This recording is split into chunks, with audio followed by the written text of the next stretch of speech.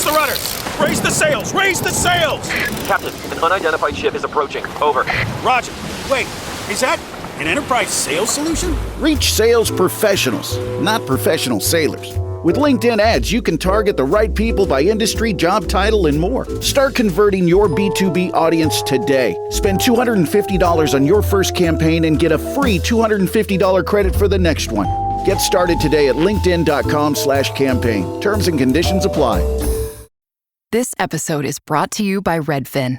You're listening to a podcast, which means you're probably multitasking. Maybe even scrolling home listings on Redfin, saving homes without expecting to get them. But Redfin isn't just built for endless browsing. It's built to help you find and own a home. With agents who close twice as many deals, when you find the one, you've got a real shot at getting it. Get started at redfin.com. Own the dream.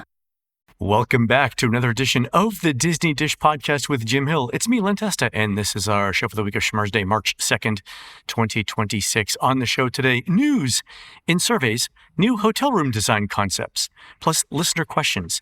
Then in our main segment, Jim continues the history of the great movie ride. Let's get started by bringing in the man who's going to teach everyone what the word pre-ante-penultimate means if it's the fourth to last thing he ever does. It's Mr. Jim Hill. Jim, how's it going? I know, right? I love that you're getting so much out of your new word a day calendar. That was. Yeah. Guess who got a calendar for Christmas? There we go. All right, Jim, let's do a quick shout out to our subscribers.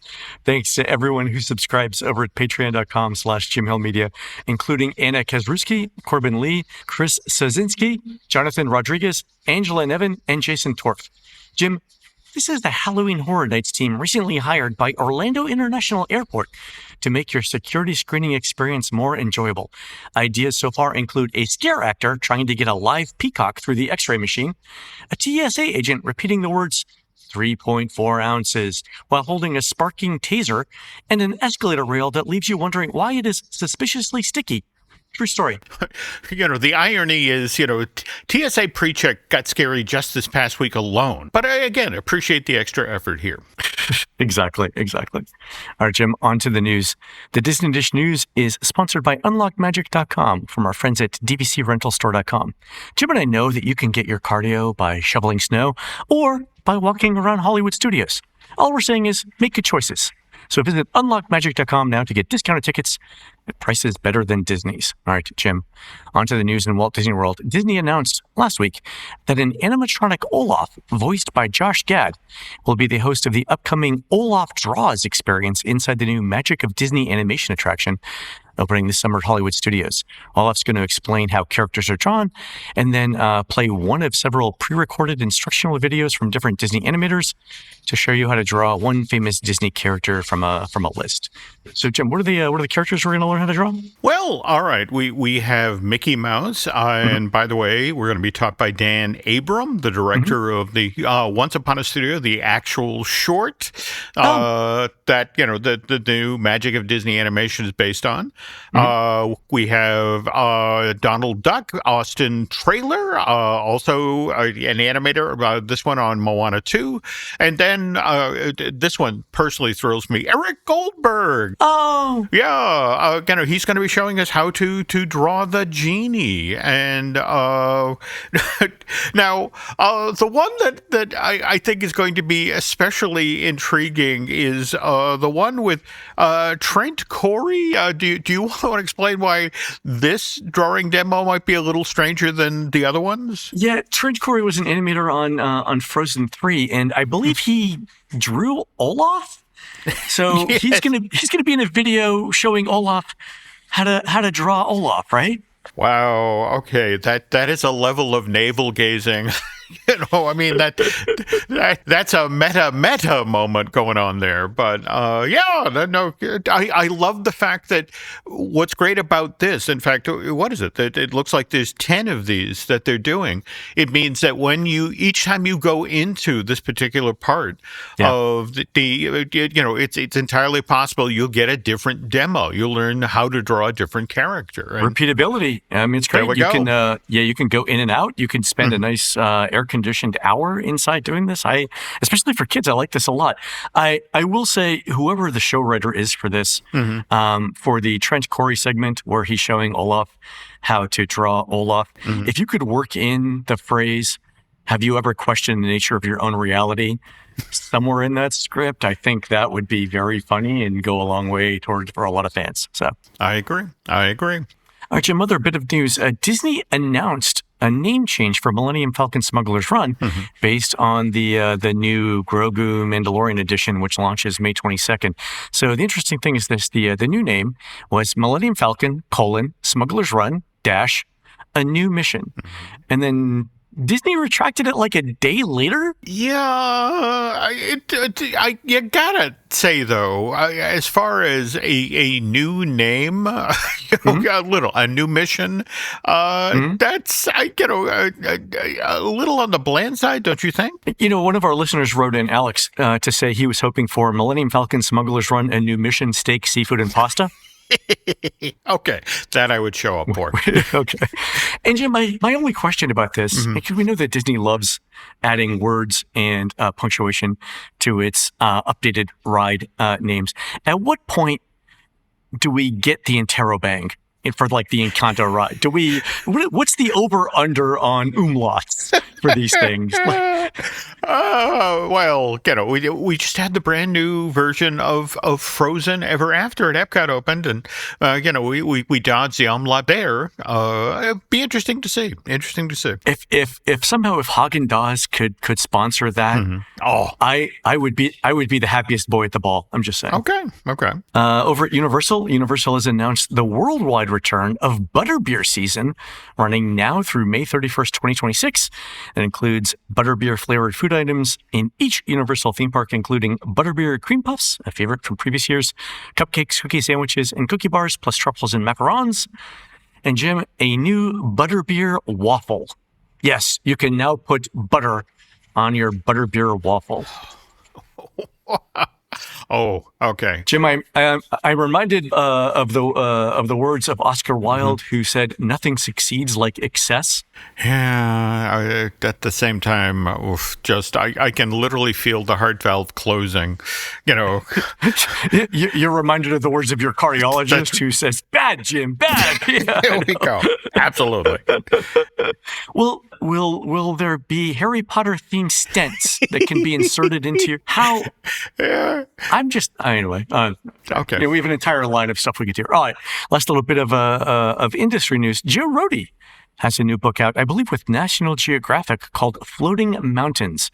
It's Joe's tips on how to improve your personal creativity, including how it links to real-world travel, how to do things like group collaboration and developing and running with ideas, and then balancing project vision and compromise, plus a bunch of Joe stories. If you've ever hung around Joe Rohde for any length of time, you know that man is just a well of really great, funny, and unusual stories. Also, I've seen him speak a few times in person at small events, and he is just wonderful with storytelling. So definitely pick up this book. We put a link in the show notes. Cool. Fantastic. All right, Jim, on to surveys. Our friend Allison sent in a Disneyland Paris survey and added these comments. The survey looks like they're planning on renovating Newport Bay Club to include Disney characters. They included some images of what the rooms could look like within the survey, which I attached. They gave two options: Nemo, The Little Mermaid, Moana, Lilo and Stitch, Luca, or Mickey and Friends, with the occasional Duffy. Obviously, I told them that I prefer the Duffy option because duh. All right. So, Jim, on last week's show, we talked about the redo of Disneyland Paris' Hotel New York to Marvel. So we're really lucky to have Allison send these in. Also, Jim, you mentioned on an earlier show, I think, that that Robert A.M. Stern designed the Newport Bay Club Hotel. And Robert A.M. Stern has been dead now for what, a good 70 or 80 days? His lifeless corpse is probably cold enough by now, is what I'm saying here, Jim, right? Oh, saying the quiet part out loud again, Len. Have we learned nothing from No Negative November? All right. Yeah. Exactly. I would imagine that makes, the Newport Beach Club fair game. Yeah. Yeah. All right. So I've included some of the images in the show notes, and I realize some of these images have the word confidential as a watermark. Let me point out that it's hard to make a legal argument about confidentiality when you send unsolicited things to the general public around the world for free. You can ask for whatever you want, just like I can ask Bad Bunny for his abuelita's arroz con gandules recipe. That doesn't mean it's going to happen. All right. So Jim, let's go through these. So the first image at the top is an image of the hotel room with it looks like a Little Mermaid. Yeah. I mean, again, there is a genuine effort going on here to still embrace the beach part of the Newport Beach Club. It's just, but the overarching conceit is, well, we have a lot of Disney characters that are in and out of the water at the beach, and could perhaps this hotel now celebrate those? So, I mean, if you look at that, it is, a relatively discreet, way of acknowledging the Little Mermaid. On the other hand, get to the very next image in the show notes here. Wow, the whole gang's here, aren't they? Yeah, we've got Lilo and Stitch on a surfboard. We've got Moana in a ship. Mm-hmm. We've got Ariel under the water with the mermaid characters, and who is that jumping out of the water that looks like a fish, Jim? Those are the two young men from Luca, the wonderful Pixar film. There we go. Luca. Got it. Okay, cool. If for a second, and again, I need to get new glasses, it looked like Jimmy Neutron. And I was like, this is the best mashup I've ever seen in my entire... Tell me that hair doesn't look like Jimmy Neutron. You're not wrong.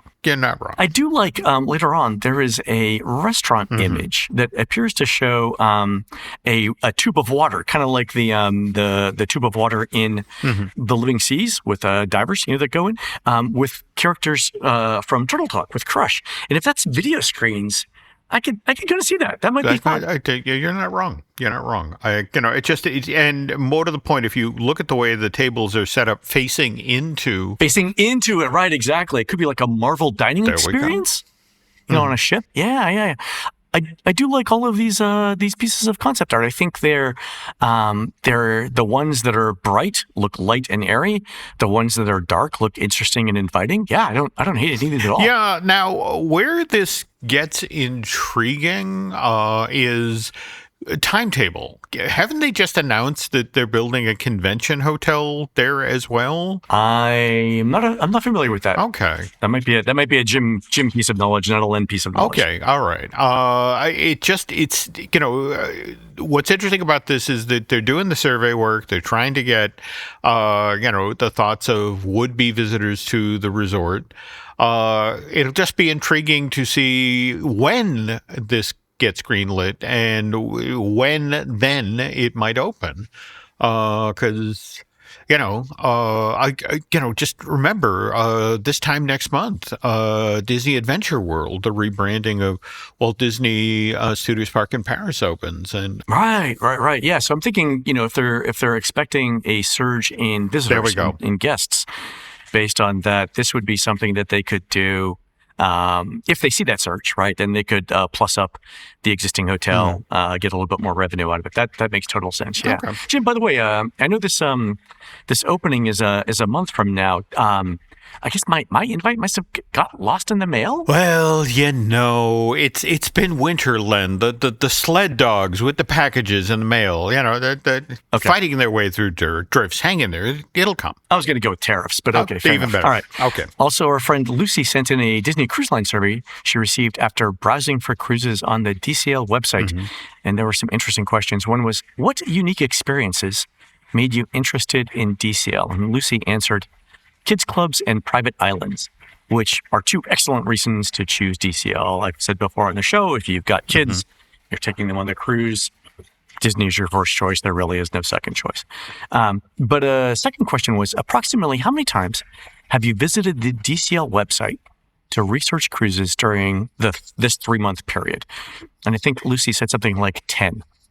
And then there was a following question, and we've seen this one question before, and it said, if we offered you a 30% discount right now on the website, would that have got you to actually book a cruise? And I like this series of questions because 3 things. 1, it tells Disney the specific thing you want most out of that cruise. In this case, kids clubs and private islands. 2, the how many website visits thing tells Disney your level of interest, right? So to borrow our friend Jim Schul's phrase, your intent to visit, right? And then if you put that together with the 30% discount question, it tells Disney who to focus on for discounts up to that point. Like if this is your first visit to the site and you said the discount wouldn't make a difference, right? That's one thing, right? You still might be persuaded if you come back. But if this is your 10th visit to the site, then you really want to go on that cruise, but 30% isn't enough to get you off the couch. And that also says something, right? Yeah, it does. It does. But again, it is intriguing to see, this is a Disney company that's playing with its bait, so to speak. It's like, would this bright shiny object interest you, or exactly. Oh, you don't like what's its? We've got who's its. galore. We've got who's its galore. Galore. Thank you. I swear to God, half this show is just you and I trying to get each other to laugh. The audience is sort of secondary. Okay. Anyway, all right. On to listener questions. This is one from Alex, and it's interesting. It says, my boyfriend and I are visiting Orlando for 5 days, the week of Memorial Day, split between Universal and Disney.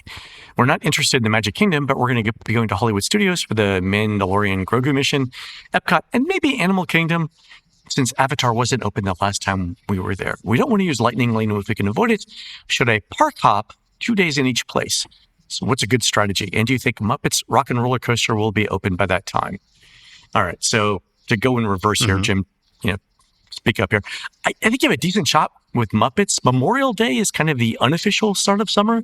And I'm guessing both Disney and Universal want to get everything open they can as early in summer as possible to get people to book, if not for summer, then for later on in the year. I mean, it is worth noting that, Rock and Roller Coaster stopped with its Aerosmith-based pre-show so they could get in there as early as possible, can be redoing the Muppet thing. So Memorial Day might actually happen. Yeah, I mean, I would put the odds at, better than 25%, maybe 50-50-ish, like definitely by June. Oh, yeah. Right? I would think by June. So maybe we'll get some previews by Memorial Day. We'll see. Okay. I will say that Memorial Day has kind of been the traditional launch day for some attractions in the past. So it's kind of the day that they all have in mind. Oh, sure. We'll see. All right. As for strategy, the cheapest option is to spend 1 day in each park. So with 5 days, you could do this. Epic Universe, Islands of Adventure, Universal Studios Florida, Animal Kingdom, and Hollywood Studios. I think the most important thing that you want is that Animal Kingdom day somewhere in the middle of your trip, not the first or last day, because you can rope drop that and then be done by early afternoon, or take a break in the middle of the day and come back, giving you some rest after 2 or 3 straight days in the park. That's the point of having a rest day somewhere in the middle there. I also like the idea of doing Epic as the first Universal park. It's the newest, and you haven't seen any of it. So if you needed to go back on another day to finish it up, like if it rains all day or something, you have time to do that. I do note that Alex hasn't decided on hotels yet, and I think we all agree that's an important consideration. So I've asked Alex to tell us what hotel she picks, and then we can see what else to suggest after that. Okay, no, I love that plan between starting at Epic and likewise rope dropping Animal Kingdom so you can go back and take a nap in the afternoon. Big thumbs up for this plan. Exactly. The older we get, the more we rely on naps and caffeine for everything. Absolutely. All right, and then 2 more notes based on our talk last week about the ship of Theseus and Washington's axe. Christopher responded to those by mentioning the contemporary British tale of Trigger's well-maintained broom. Have you seen this skit, Jim? I have not. All right. So I put a link in the show notes. I think it's from a TV show called Only Fools and Horses. But the idea is the same, that Trigger has replaced his broom handle 19 times, or his broom head 19 times, and so on. So also our friend Justin wrote in to ask, if everything you get from Instacart was a replacement instead of the thing you really wanted, was your order fulfilled? Instacart customer service says yes. And I've named this thought experiment the Instacart of Justin, Jim, in his honor. Okay. Oy. All right, folks, we're going to take a quick commercial break. When we come back, Jim continues the history of the great movie ride. We'll be right back.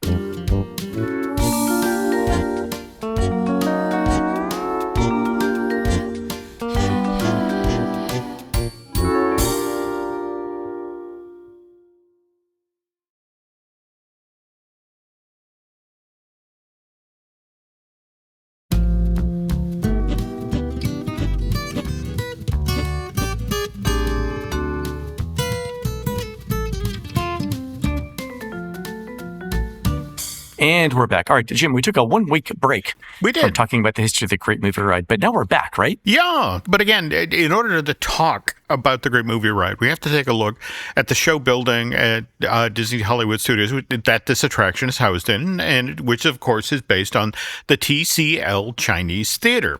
And by the way, just a quick heads up, folks, over on Disney Unpacked, that's our Patreon project. Ms. Jess and I, along with veteran Imagineer Jim Schul, are going to be taking a close look at the various icons for the Disney parks, and we're talking about things like Sleeping Beauty Castle, both of the Cinderella castles, the one in Orlando and the Tokyo version, Spaceship Earth over at Epcot, and you get the idea. But what is interesting about Disney MGM when it opened in May of 1989, Len, well, it had the Chinese Theater at the top of Hollywood Boulevard, exact same position where you've got the castle in Anaheim and then, same thing in Disney World in Tokyo, which you think would make the Chinese Theater the icon of Hollywood studios, but it's not. Right. And even today, it's not. In fact, if you look at the early days for Disney's Hollywood studios, the image that was repeatedly offered up as that theme park's icon, it's not the Chinese Theater, but rather it's the Eiffel Tower. Yeah. I mean, Jim, I think that water infrastructure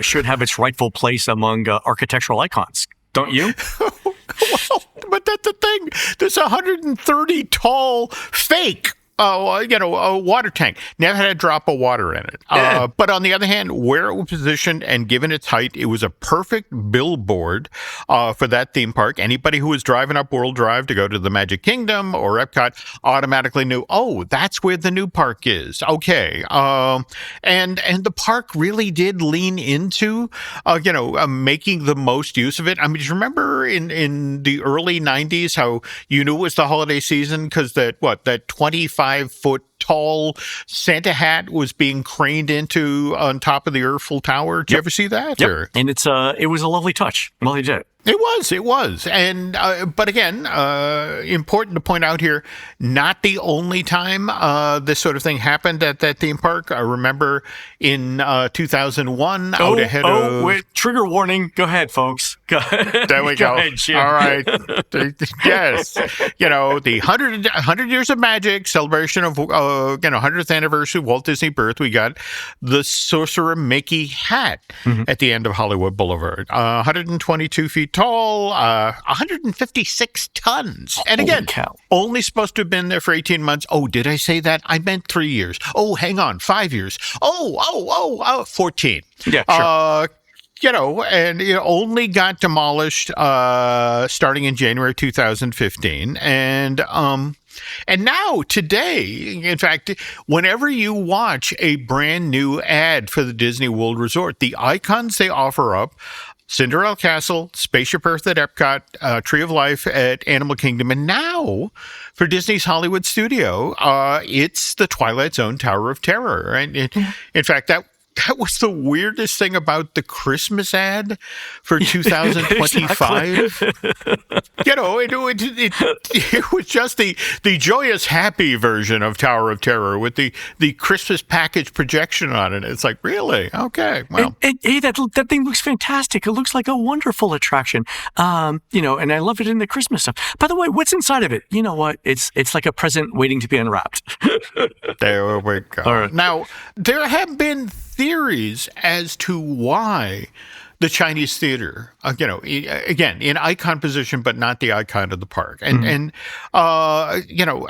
some of this supposedly has to do with height. Supposedly Chinese Theater is 96 feet tall, whereas Sorcerer Mickey hat was 122 feet tall. The Eiffel Tower, 130.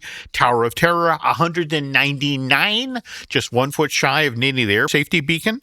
So, could be that the tallest structure in the park went out. And then, of course, there's the persistent story that the Disney company doesn't actually have the rights to use the Chinese Theater as the icon of this theme park. That's what I was thinking. Is it a rights thing? Like, is it close enough to the actual Chinese Theater in terms of design and execution that that they don't have those rights, or they don't want to, or maybe it's it's like a 10 or 15-year contract or whatever, and they don't want to risk it. Well, here's the thing, Len. I've poked at this story for 30 plus years at this point. And, and I've talked with people who are in the know about the early days of the project, and they always point to how the Imagineers acquired the rights to recreate this movie palace. And this starts in 1985, just as initial work is beginning on the Disney MGM Studio Tour. And again, that was the original name, not theme park, Disney MGM Studio Tour. And at this point, Len, the Chinese theater out in Hollywood is owned by Ted Mann. He bought this historic movie palace back in 1973. And by the way, Mr. Mann was the owner of the largest independent chain of movie theaters in the country at that time. And so, he bought this basically, he wanted a crown jewel for his collection. And this is why, actually, during this period of time, the Chinese theater was known as Mann's Chinese Theater. That's Mann rather than Grauman's Chinese, which we'll get to in a bit. Anyway, Disney reaches out to Ted in 85, and he's thrilled with this idea. In fact, so much so that he arranges for the Imagineers to get access to the original blueprints for this movie palace, which had been drawn up by Meyer and Holder back in 1925, some 60 years earlier. And those were used back in the day to make, well, I don't want to say authentic Chinese theater, but it's kind of a Hollywood fantasy of what a grand theater in China might look like, especially back in the 20s. And in fact, Len, the modern description of this is exotic revival. Ever heard that used? That's the style? That's the architectural style? Yeah. Oh, yeah, that makes sense. Yeah, got it. Okay. Well, anyway, weird little bend in the story. And again, the Imagineers are working off of the original blueprints at this point, but they want the Florida version of the Chinese theater to be more of a Hollywood fantasy. Okay. And so what they decide to do is they take the bronze roof that sits on top of the entrance of the theater. And again, out in Hollywood, it's 90 feet tall. In Florida, they extend it by 6 feet, with the notion that that's just enough that it makes it a little bit more majestic, a little bit more magical. I'm sure there's some sort of golden ratio thing in there. All right, go ahead. There we go. But again, here's the thing. The deal that Disney made with Ted is that, when this opens with the studio tour, it has to have the same name as it does out in Hollywood, which is Mann's Chinese Theater. Yeah. But then in 1986, Mann sells his company's chain of movie theaters to Gulf and Western, which, by the way, lucky break for then Disney CEO Michael Eisner, because when he worked at Paramount Pictures and he was president of that studio from 1976 to 1984, Eisner's old bosses were actually the executives in charge of Gulf and Western. Oh, okay. They had acquired Paramount back in 1966. So, as the story goes, Michael reaches out to, these executives, and says, hey, we have this deal we signed with the Mann theater chain to build a recreation of the Chinese theater as part of that MGM thing we're doing. And it would be okay if you guys, if we went from calling it Mann's Chinese to the Chinese theater. And the executives at Gulf and Western are like, hey, Michael, good to talk to you again. Are you having fun at Disney? And as for this Mann's Chinese thing, we have absolutely no idea what you're talking about. Aren't they an insurance company? What did Gulf and Western do? Oh, God, no. They were, in fact, they were the super deluxe conglomerate. In fact, if you ever saw the Mel Brooks's silent movie, the giant evil corporation that's trying to take over the studio that Mellow Fun is making the movie for. It's a play on Gulf and Western. It's in Gulf and Devour. So they're like, yeah, sure, whatever. Michael Eisner here is a master of getting what he wants by making the question so that nobody has an objection to it. I love it. That's great. There we go. Yeah. There we go. So but it was just, do whatever you want. Sure. Good luck with your studio thing in Florida. Stay hydrated. There we go.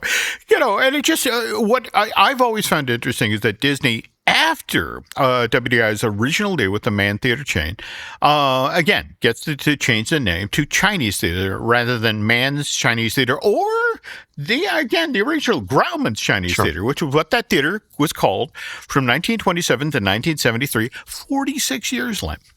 And when we get back from this break, we're going to talk about Sid Grauman, the man who got the original Chinese theater built out in Hollywood, and his ties to the Disney company. Right. But first, on December 12th, Disney Plus invites you to go behind the scenes with Taylor Swift in an exclusive 6-episode docuseries. I wanted to give something to the fans that they didn't expect. The only thing left is to close the book. The end of an era. And don't miss Taylor Swift, The Eras Tour, the final show, featuring for the first time the Tortured Poets Department.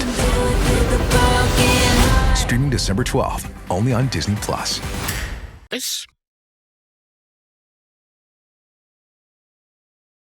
And we're back. Okay, Len, late December, early January, did you get to see any of the Dick Van Dyke 100th birthday stuff? I saw some of the tributes with, especially the stuff where he dances with Mary Tyler Moore. So much fun. Yeah.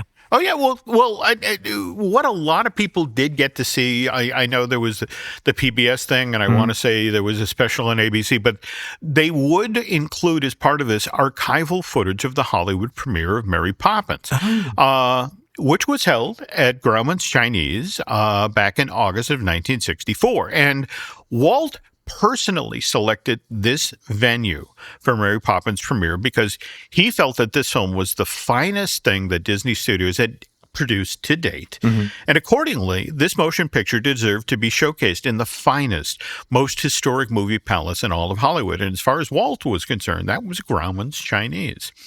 And Walt had felt this way about this specific theater for decades. In fact, Walt made his feelings pretty clear some 3 decades earlier when July of 1933, Mickey's Gala Premiere got released. It's a black and white Mickey Mouse short, which has all of Hollywood turning out at the Chinese theaters, then catch the premiere of the latest Mickey Mouse cartoon. Right. I think Disney plays this in the park somewhere too. Is it one man's dream?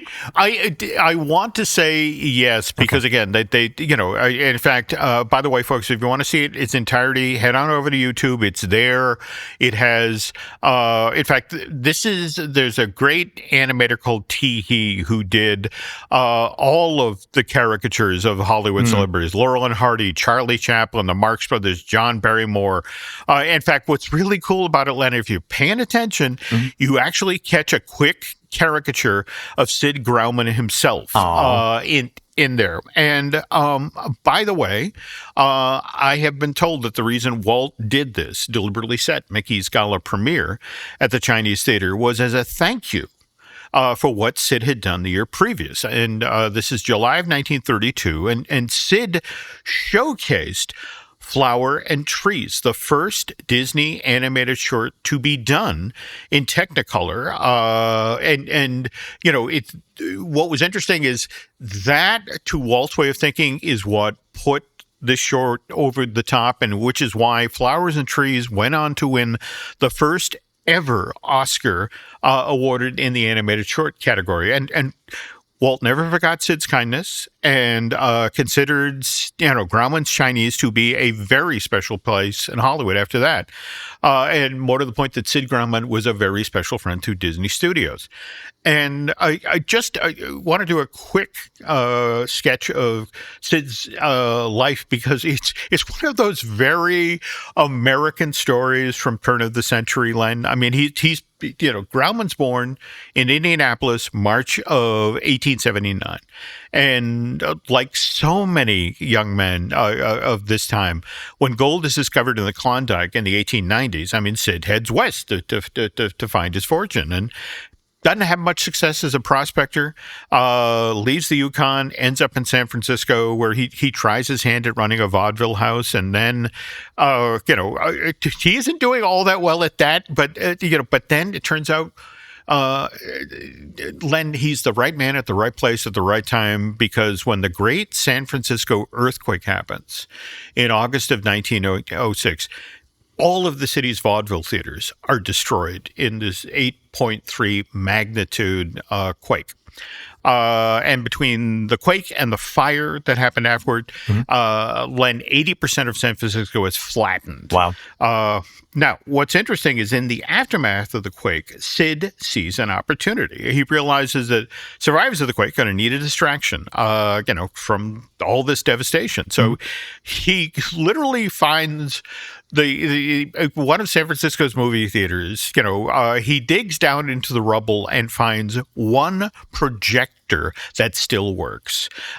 Digs it out of the rubble, finds an empty building lot, sets up a canvas tent, and begins showing movies inside of there. And he's hailed as a hero of the city for doing this. Sure. The city of San Francisco, literally awards him a commendation for keeping the spirits of the citizens, attempting to raise the spirits during this terrible time. And so hold on. Are you saying that he did it for in the spirit of public service, and that the profits were merely a byproduct that he had to learn how to live with? Is that what you're saying? No, he made a fortune. Okay, yes. All right, okay. All right. And but with that fortune, he travels to Hollywood, where Grauman builds Southern California's first real movie palace, the Egyptian. Mind you, it's $800,000, 1,700 seat venue. And by the way, the Hollywood's first real premiere, Robin Hood, starring silent screen legend Douglas Fairbanks, premieres there October of 1922. Oh. Interesting. It's on the heels of the premiere that Grauman then befriends Fairbanks and his then wife, Mary Pickford, who, there we go. Yeah, your Hollywood history. Mary Pickford is where it's at in 1920s Hollywood, right? Okay. Oh, yeah, no. She's the OG screen star. Okay. And so, all right. Anyway, a few years later, Sid wants to build a movie palace that's even bigger and grander than the Egyptian, and it's Mary who supposedly finds the perfect site for this place up in a more residential stretch of Hollywood Boulevard. And by the way, this is why the Imagineers built Oscar's Super Service and Sid Cahuenga's one-of-a-kind shop. Oh yeah. It's a residential neighborhood. Sid Cahuenga is a bungalow, just in. Like you'd see. That's it, exactly. It's supposed to remind you that once upon a time, Hollywood Boulevard was actually this sleepy residential area. Anyway, the place that Pickford picks that she feels would be perfect for Hollywood's next movie palace is actually where early screen star Francis X. Bushman built his home. And since he had just that year appeared in the silent film version of Ben-Hur, which, depending on who you talk to, some people say it's Birth of a Nation, some of them say it's Ben-Hur, but that, Hollywood's first real mega hit, it's their first James Cameron movie. Okay. All right. All right. But now Francis is looking for bigger digs, some place that he can move his family to. And by the way, it's significant that we bring up Francis X. Bushman's family, because one of his sons was Bruce Bushman, who 30 years later worked for Disney. Yeah, there we go. There we go. The father of Fantasyland. In fact, if you Google Bruce Bushman and Disneyland, you will see just some flat out amazing sketches of the early iteration of Disneyland. All right. Anyway, Douglas and Mary, they provide the financing for the Chinese theater. They buy the land, 6925 Hollywood Boulevard. And by the way, before construction can begin, the Bushman home has to be torn down. And while that's going on, Grauman then reaches out to the architectural firm of Meyer and Holler, who, again, they had designed the Egyptian theater for Sid 4 years previous. Got it. And he said, again, I want something grander than the Egyptian, and this is when that firm dreams up the Chinese. Oh, okay. All right, now, time to talk about the forecourt of the Chinese theater, that 60-foot deep, 140-foot wide space where even today you can look at the footprints and handprints of long ago Hollywood legends. And speaking of which, legends, there's all sorts of stories about how this tradition gets started. And Len, to be honest, the real story is kind of boring. It's 3 months out from when the Chinese theater is going to open in May of 1927, and they're pouring cement around the site, and Sid's down eyeballing things, and he actually accidentally steps into some recently poured cement, and as the construction foreman is cussing him out, Sid is looking at it and going, "Oh, hang on, hold on." And I have my 2 movie star investors, let me get them down here, and explains we could do this for publicity. And so, he has Douglas and Mary come to the site, and, the first attempt at doing the cement, footprints and handprints and cement doesn't work because it's already too far set. Oh, yeah. Yeah. So it's literally, again, he has to go to the construction foreman, and it's like, could you jackhammer this out? Could you just break this one thing up that you just did? There we go. So does the hand and footprints in the concrete in the Grumman's Chinese Theater, does that predate the Hollywood Walk of Fame stars? Oh, yes, very much so. So this is the first commemoration of here are some celebrities, and we're going to commemorate them basically on a sidewalk or pedestrians can see it. That's it, exactly. Oh, okay. If we pivot to the forecourt at the Chinese theaters down at Hollywood Studios, Disney, decides, okay, yeah, let's replicate this with the Florida version of this movie Palace. And so from 89 through 95, you might remember the Star of the Day program where they'd make a very big deal of, hey, it's Harvey Korman, and, you'd see them, put their, handprints in the cement, and, little band would play. And by the way, the very first person to do this was Annette Funicello, which, kind of... that's appropriate. Yeah.